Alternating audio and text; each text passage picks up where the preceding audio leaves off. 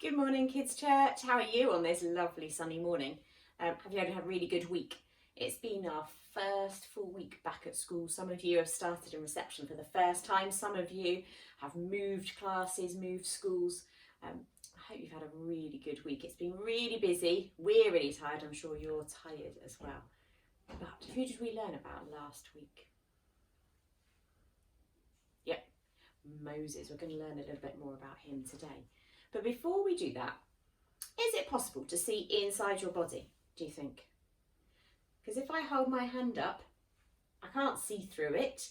I can't see in it. I can just see my skin. Is there any way we can see inside, see what's going on inside our bodies? I think some of you have got it. Here is an X-ray. Who's had one of these? I know some of you had. You have to go to hospital, don't you? And they take a special machine and they take a picture of, this is your lungs and your chest with your spine here. That's the only way we can see inside our bodies. But you know what? God can see our outside and what's going on inside, but not just what's going on in our body, what's going on in our heads as well.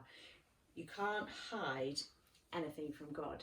And this is what we're going to find out about Moses this week. So last week we saw Moses as a tiny baby.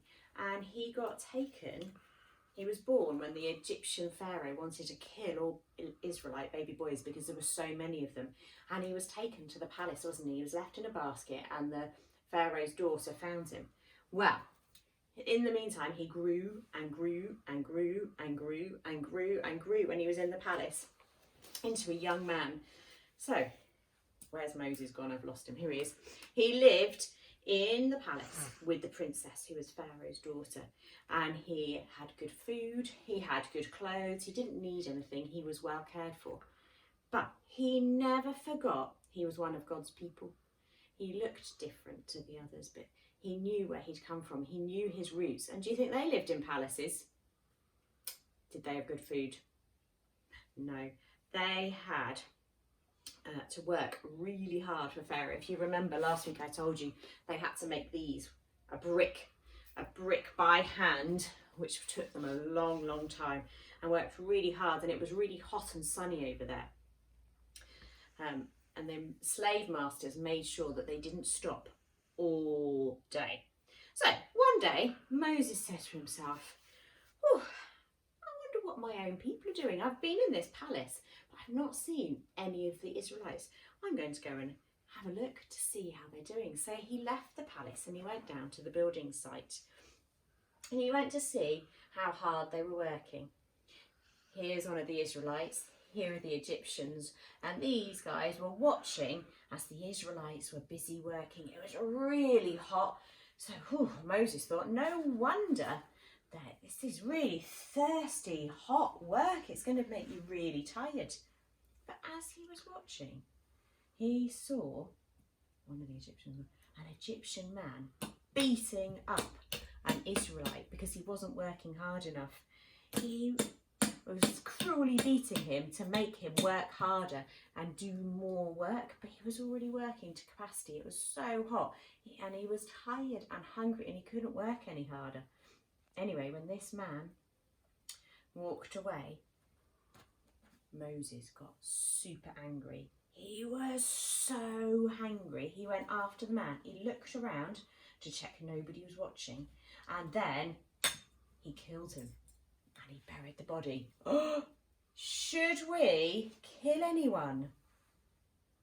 No, that is in one of the 10 Commandments that we learnt just before the summer holidays.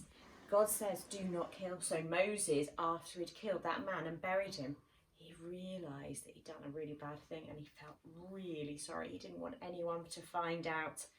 But God has seen. God knows everything that we've done. So God knew, even if nobody else knew, because he knows whatever we've done, good or bad, whether anyone else knows it, God sees what we've done.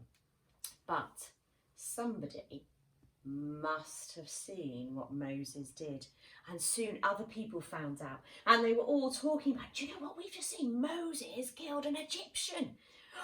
How do you think they felt? Really not happy. Pharaoh, so even the king had heard what Moses had done. How do you think he felt?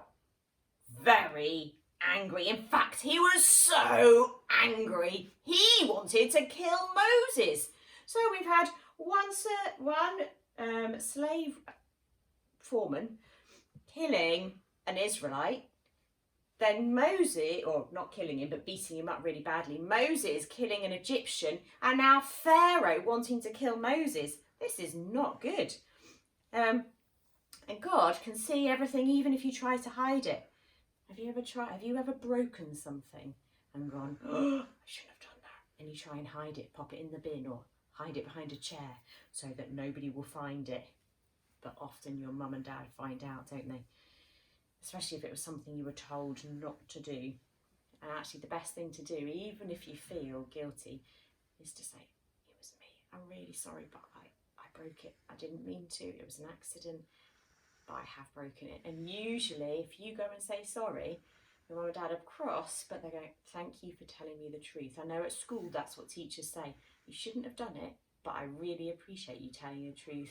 And it's a very different story. But if you lie about it and you hide it, things get a lot worse. So Moses, do you think you went and told Pharaoh? Yeah, it was me. It actually was me. Nope. He knew he was in trouble. And he packed his bag because he knew Pharaoh was searching for him. He packed his bag. He left the palace and fled all the way to another country called Midian. Now, when he got there, he found a well. He needed a drink. He was so thirsty. He was tired. But when he got there, he met some women. They'd come down to give their sheep. They were looking after sheep. And they'd come to get their sheep a drink. They were 1, 2, 3, 4, 5, 6, 7 of them. And they were all sisters.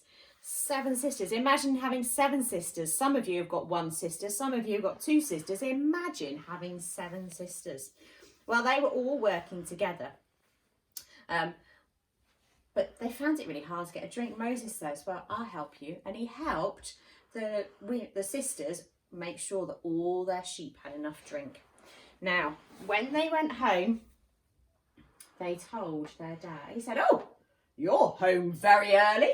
How did you get home so quickly? And the girl said, oh, a man helped us. He was so kind. And we managed to get it done quicker. Well, why aren't you inviting him over for a meal? So that's what they did. The sisters invited Moses home. So he went home with all the sisters. Here we go. 1, 2, 3, 4, 5, 6, 7 of the sisters. Not only did he go for a meal, but do you know what? He stayed there. And eventually he got married to one of the girls. And he had a new family in Midian. So he'd left Egypt, he'd left all his problems back in Egypt, he thought, but God still knew. He'd gone to a new country and met a new family who he was very happy with, but he never did forget his people in Egypt, and neither did God.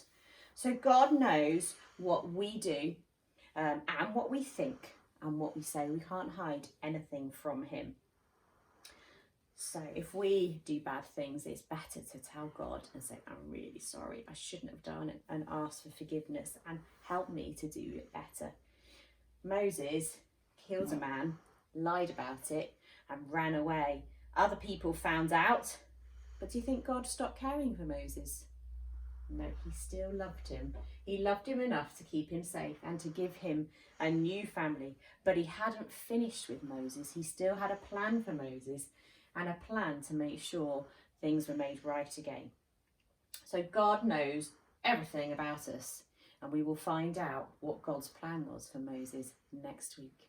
So before we go, let's pray that this week, that if we do anything wrong, we all do things wrong all the time. We might say something wrong, we might break something, we might say something nasty to another person, we might take something from someone else, but we can just say, I'm really sorry, I shouldn't have done that, and then ask God to forgive you and to help you do better. So let's put our hands together and just say, Dear Lord, thank you that we've had this time together. Thank you that we're now back in school and that we can see our friends and we've got more of a routine, more of a normal routine in place. Lord, thank you that you know us inside and out, that you know what we're thinking, what we're feeling, and what we're doing, that you never leave us because you watch over us. I just pray that this week you'll help us to say the right thing and do the right thing, and just to make you proud of us. Amen.